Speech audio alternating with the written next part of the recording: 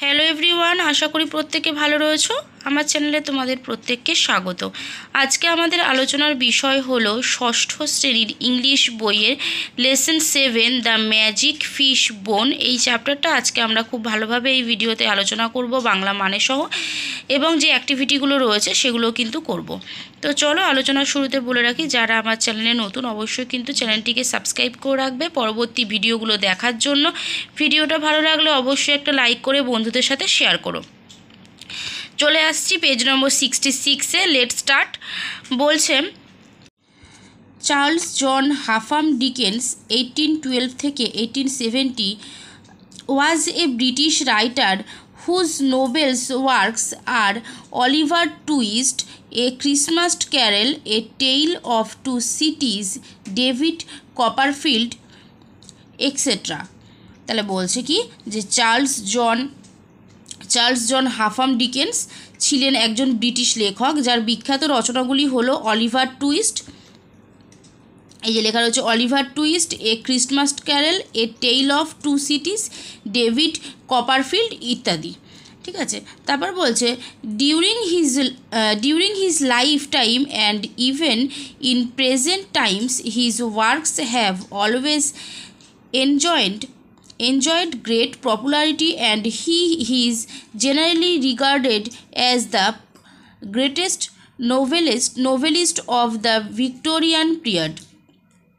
তাহলে বলছে যে তার জীবদ্দশায় এমনকি বর্তমানেও তার রচনাগুলো বিশাল জনপ্রিয়তা লাভ করেছে এবং তিনি ভিক্টোরিয়ান যুগের শ্রেষ্ঠ ঔপন্যাসিকার রূপে বিবেচিত। নেক্সট বলছে, দেখো, the present text is an adaptation from his popular short story The Magic Fish Bone. তাহলে বলছে যে পাঠ্যাংশ, মানে এই যে বর্তমান পাঠ্যাংশটি তার জনপ্রিয় ছোট গল্প দ্য ম্যাজিক ফিশ বোন থেকে সংকলিত হয়েছে। এবার লেটস শেয়ারে আসছি। বলছে স্টাডি দ্য গিভেন ওয়ার্ডসগুলোকে পড়তে বলছে। কি কি আছে না, fly, walk, shirt, scales, swim, wand. তাহলে ফ্লাই মানে হচ্ছে মাছি, ওয়াক মানে হাঁটা, শার্ট মানে জামা, স্কেলস মানে আঁশ, সুইম মানে সাঁতার কাটা, ওয়ান্ড মানে হচ্ছে দণ্ড। কি বলেছে, now put the words in the columns where they belong, each column much have two words. বলছে এগুলোকে প্রতিটা কলমে সাজাতে বলেছে, যেখানে যেটা হবে সে অনুযায়ী সাজাতে বলেছে, প্রতিটা কলমে দুটো করে ওয়ার্ড বসবে। তাহলে ফ্লাই বলেছে ম্যান, ফিশ, ফেয়ারি। ম্যান কী করতে পারে, ওয়াক হাঁটতে পারে, শার্ট জামা পরে, ফিশ কী করে না সুইম সাঁতার কাটে, স্কালস মানে মাছের আঁশ আছে, ফেয়ারি মানে পরি হচ্ছে ফ্লাই উঠতে পারে, আর ওয়ান্ড হচ্ছে দণ্ড অর্থাৎ দানা আছে, বা পরিদের হাতে যে দানাটা থাকে তাকে ওয়ান্ড বলা হয়। এবার দেখো 2 নম্বরে কী বলছে যে look at the pictures below and write their names against each of them. বলছে নিজের ছবিগুলির দিকে তাকাও এবং প্রত্যেকটির পাশে তাদের নাম লেখো। এগুলো আমরা প্রত্যেকেই জানি। প্রথম অক্ষরটা সার্কেল করতে বলেছে, তো প্রথম অক্ষরটা সার্কেল করে দেবে প্রত্যেকে। ঠিক আছে, এবার আমরা চলে আসছি নিচে। কি বলছে, now circle the first letter of each word to make a new word, write the new word in the box given alongside. বলছে যে প্রতিটা ওয়ার্ড থেকে একটা করে শব্দ নিয়ে, অর্থাৎ প্রথমের ওয়ার্ডগুলো নিয়ে আমাদের এখানে নতুন একটা ওয়ার্ড, প্রথমের লেটারগুলো নিয়ে আর কি আমাদের নতুন একটা ওয়ার্ড করতে বলেছে। তাহলে প্রথমের ওয়ার্ডগুলো নিয়ে আমরা কি পেলাম না, ম্যাজিক পেলাম, MAGIC, ম্যাজিক। ঠিক আছে, লিখে দিয়েছি ম্যাজিক। এবার আমরা মূল গল্পে চলে আসলাম। লেটস রিডে। গল্পটা রয়েছে 68 পেজে। আমি গল্পটা পড়ে তোমাদের বাংলা মানে সহ প্লাস অ্যাক্টিভিটিগুলো যতটা সম্ভব করিয়ে দিচ্ছি। কি আছে, প্রথমে রয়েছে, দেখ কি বলছে, তাহলে there was once a king and he had a queen. বলছে যে একদা একজন রাজা ছিলেন, এবার তার একজন রানী ছিলেন। They had several children. বলছে তাদের অনেক সন্তান ছিল।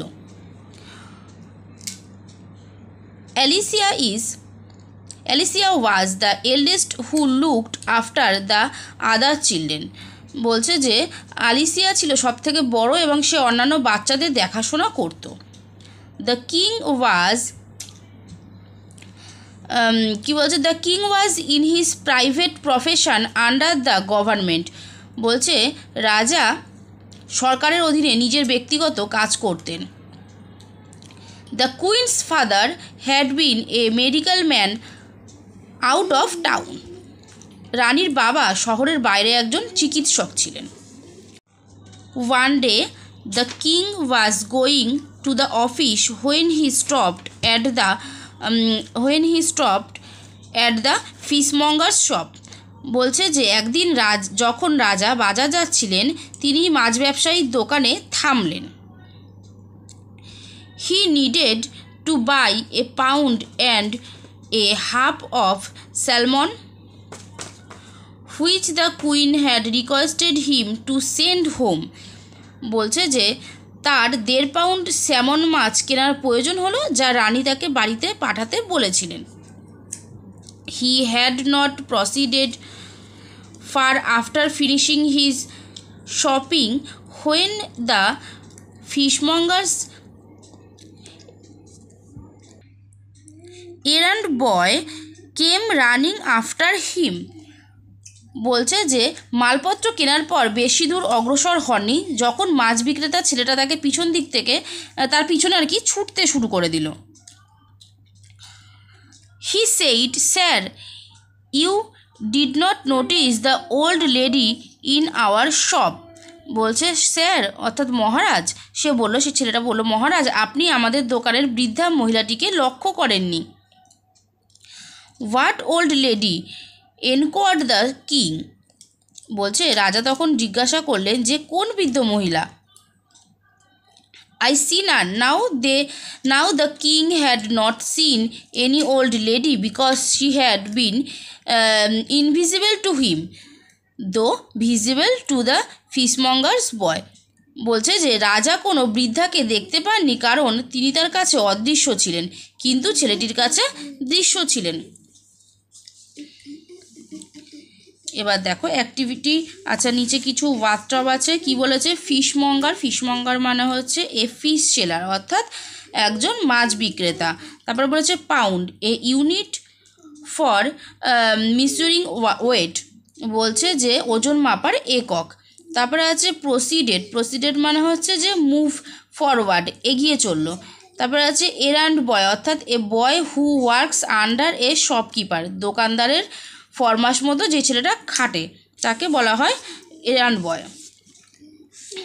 এবার চলে আসছি আমরা পেজ নম্বর 69-এ অ্যাক্টিভিটি 1-এ।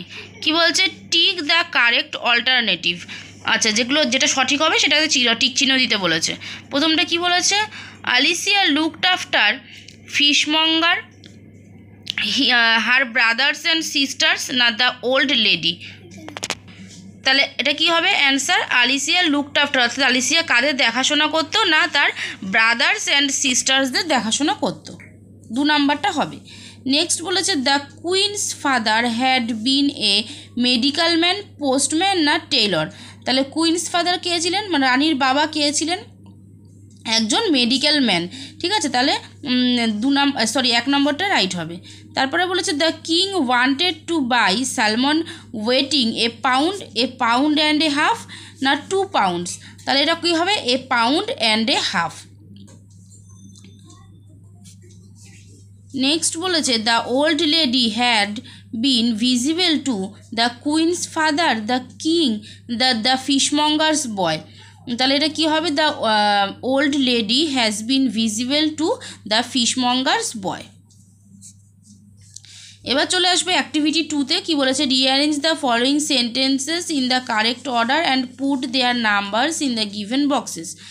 এগুলোকে রিঅ্যারেঞ্জ করে পরপর সাজিয়ে আমাদের নাম্বারগুলো বক্সে লিখতে হবে।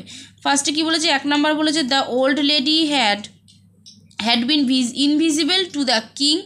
নেক্সট বলেছে হি বট স্যালমন। তারপরে বলেছে দ্য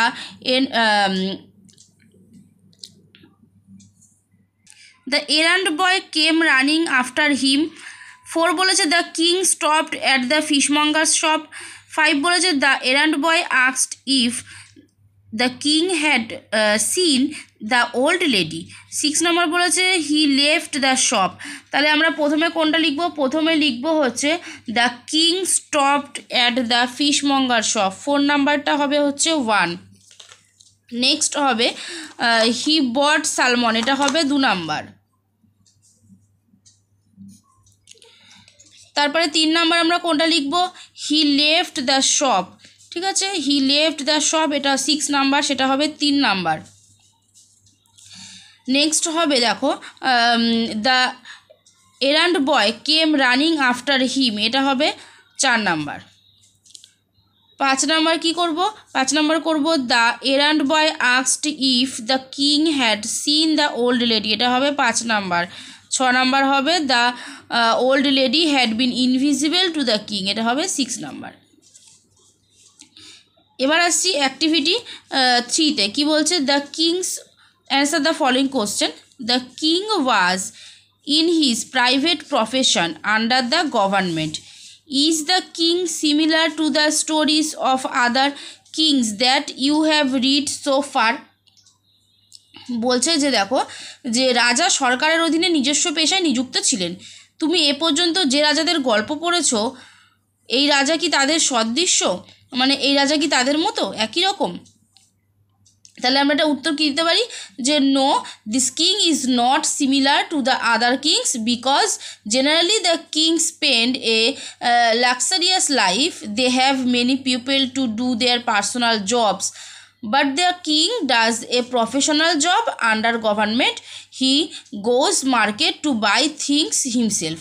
ঠিক আছে, আমি যে প্রশ্নটা তোমাদের উত্তর বললাম সেটা আমি বাংলা মানেটা তোমাদের বলে দিচ্ছি, যে না এই রাজাটা কি না অন্য রাজাদের মতো এক রকমের নয়, কারণ রাজারা সাধারণত কি করে না বিলাস ব্যসনে জীবন কাটায়, তাদের ব্যক্তিগত কাজকর্ম করার অনেক লোকজন থাকে, কিন্তু এই রাজা সরকারের অধীনে ব্যক্তিগত কাজ করেন, তিনি নিজেই বাজারে যান নিজের জিনিসপত্র কিনতে।